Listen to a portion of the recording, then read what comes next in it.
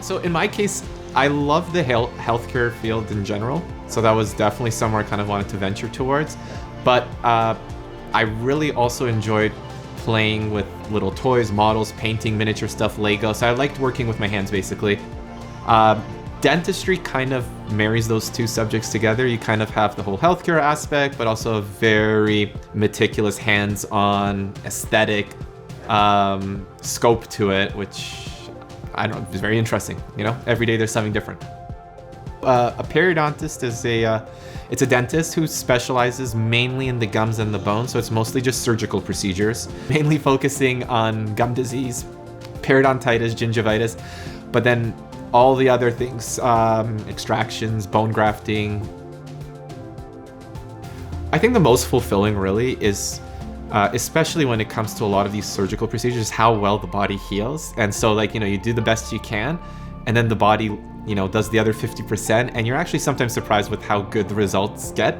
But if, you know, during the next couple of days, if the patients keep everything clean, you actually get really good results. And it is great for the patient, of course, and that's kind of the main, you know, driving force is, you know, they're happy, I'm happy.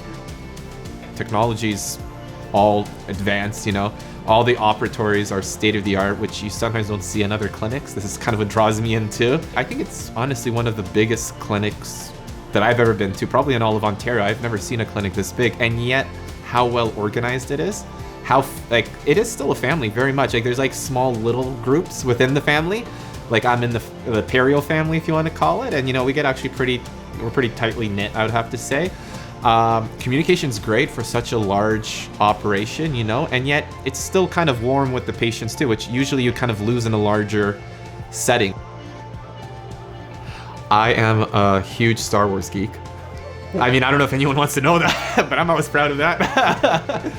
I still collect Lego. So that has not changed. I still work with my hands with all those kinds of things. I'm a child at heart, really.